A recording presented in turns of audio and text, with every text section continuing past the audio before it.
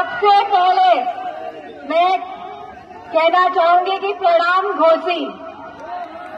यहाँ उपस्थित आप सभी जनता जनार्दन का हम हृदय से कोटि कोटि नमन अभिनंदन करत हई। घोसी की महान धरा को हम नमन करत हई। आज आप सबन का जोश और उत्साह देख के लगत बा कि घोसी की धरती घोषणा कई दिल्हेबा की 4 जून के ई तानाशाही सरकार जाग बा। नमस्कार दोस्तों, भारत एक सोच देख रहे हैं आप। दोस्तों, घोसी लोकसभा सीट खूब चर्चाएं हुई हैं घोसी लोकसभा सीट की, और एक बार फिर से चर्चा का विषय बनी हुई है घोसी लोकसभा सीट, क्योंकि वहां पर पहुंची डिंपल यादव।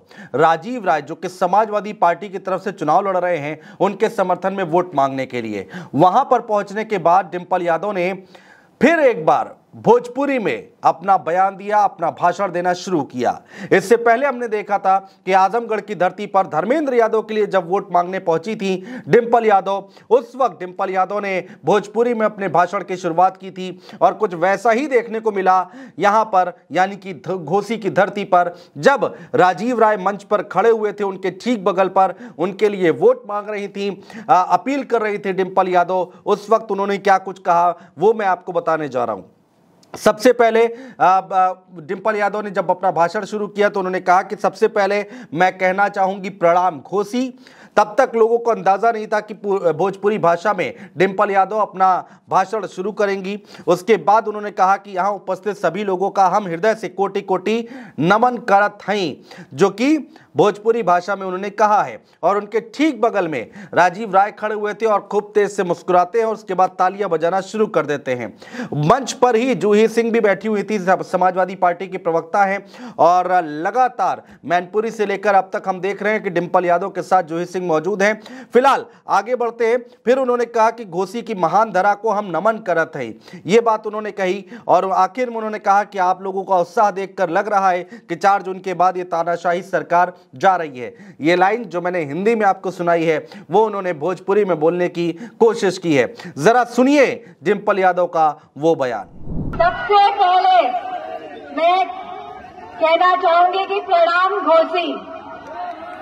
यहाँ उपस्थित आप सभी जनता जनार्दन का हम हृदय से कोटि कोटि नमन अभिनंदन करत हई।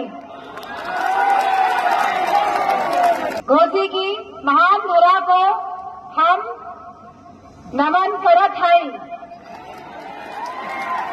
आज आप सबन का जोश और उत्साह देख के लगत बा कि घोसी की धरती घोषणा कई दिल्हेबा की 4 जून के ई तानाशाही सरकार जाग बा।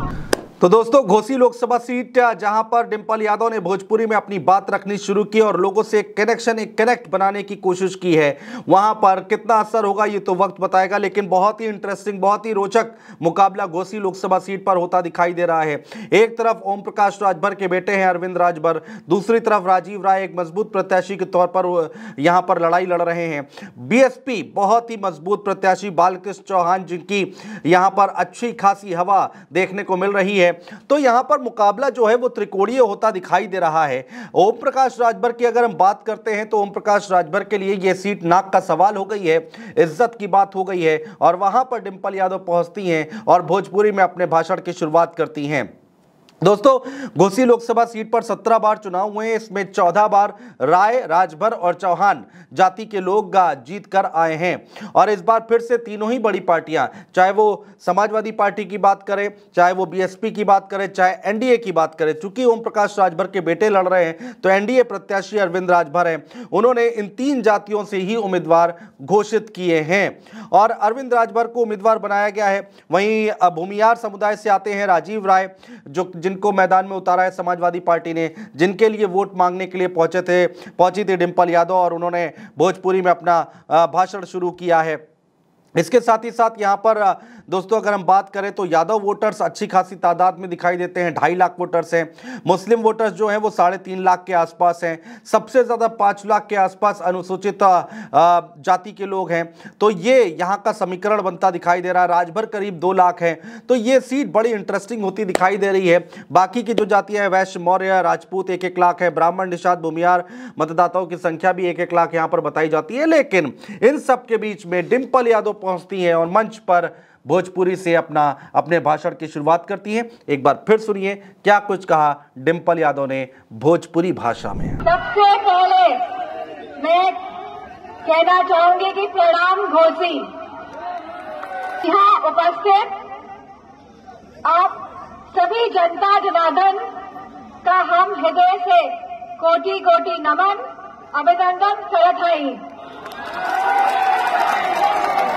घोसी की महान धरा को हम नमन करत हई। आज आप सबन का जोश और उत्साह देख के लगत बा कि घोसी की धरती घोषणा कई दिल्हे बात की 4 जून के ई तानाशाही सरकार जाग बा।